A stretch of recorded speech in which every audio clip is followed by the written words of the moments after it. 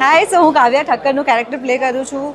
એક રોબિનહુડની ગેંગ છે જેનું નામ ચિરંજીવી છે અને એમાં જે મેમ્બર્સ છે એમાંથી એક મેમ્બર હું છું અને અમે લોકો સાયકલ ઉપર ચોરી કરીએ છીએ અને પણ કોઈ સારા કોઝ માટે કરીએ છીએ.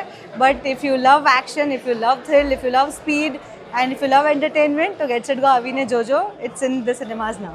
હાય ફ્રેન્ડ્સ, હું છું ધર્મેન્દ્ર ગોહિલ અને તમે જેમાં પોસ્ટર જોઈ રહ્યા છો આ Get Set Go. Get Set Go નામની ગુજરાતી ફિલ્મમાં હું જયરાજ મહેતાનું પાત્ર ભજવી રહ્યો છું. હું વધારે તો મારા પાત્ર વિશે નહીં કહું, એ તમને ફિલ્મ જોશો તો તમને ખબર પડશે જ.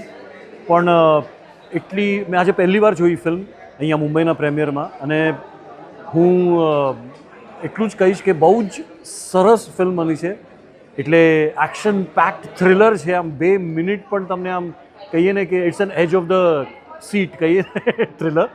એટલે 2 મિનિટ પણ તમને આમ વિચારવાનો સમય નથી મળવાનો, એટલી ઝપ બધી વસ્તુઓ થાય છે અને બહુ જ મહેનત સાથે, બહુ જ પ્રેમથી અને લાગણીથી અને પેશન સાથે આ ફિલ્મ બનાવી છે.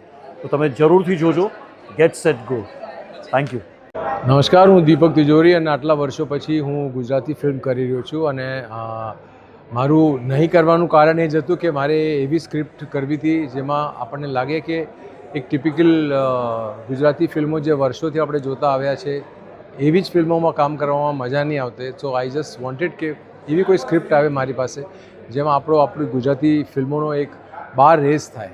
અને આઈ એમ વેરી હેપી કે મેં ગેટ સેટ ગો કરી અને ભૌમિક અને જીનલ મારી પાસે આવ્યા. અને આઈ થિંક આમાં તમને લાગતું હોય કે તમારે આવા પ્રોડ્યુસરોને વધારે આવી પિક્ચરો આવવી જોઈએ આપણા માટે, તો તમે સપોર્ટ કરવા માટે થિયેટરોમાં જાજો અને આ પિક્ચર જોજો. Thank you.